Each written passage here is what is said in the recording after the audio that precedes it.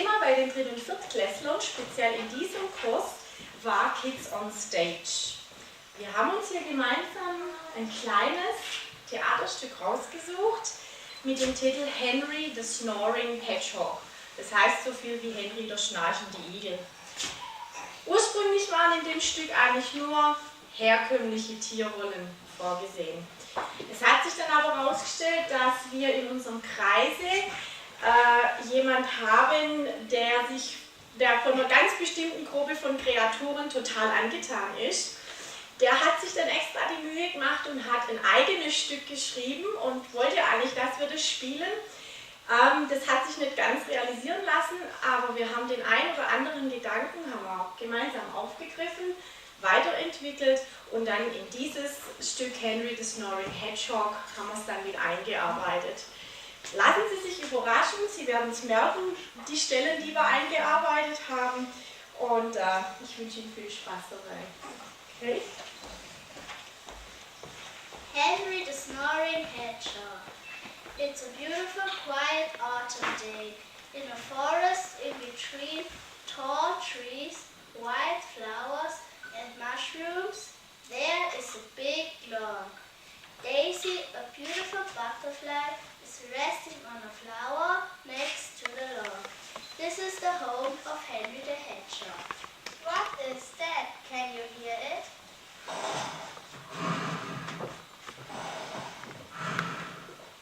Oh no, it's Henry snoring.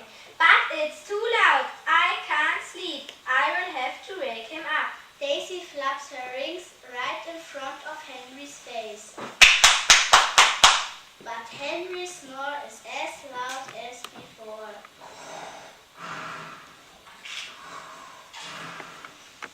Rosie the ladybird is sitting under a leaf behind the log, the home of Henry the Hedgehog. It's too loud. I can't sleep. I will have to wake him up. Rosie coughs as loud as she can, right in Henry's face. But Henry's snore is as loud as before.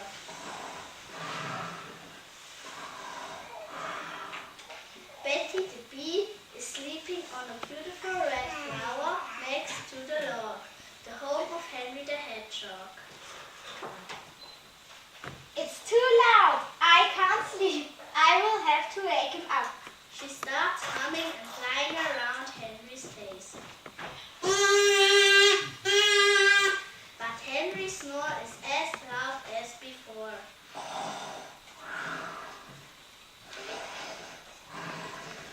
Now Daisy, Rosie and Betty hear someone blowing a horn not far away from where they are. Suddenly they're staring shocked as a strange-looking creature makes its way through the forest and comes up to them. What's happening now? Hello ladies! Wow, what's up here on Earth? But excuse me, my name is Winston. Daisy, Betty and Rosie feel that the creature is not dangerous for them and calm down.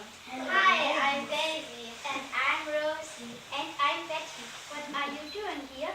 I'm coming wild from Mars to have a look what is so loud here on Earth. Me and my people can't sleep anymore, and our senses are swollen and hurting. The answer for your question is here in this log. Daisy, Betty and Rosie are pointing now to Henry, and Henry's snore is as loud as before.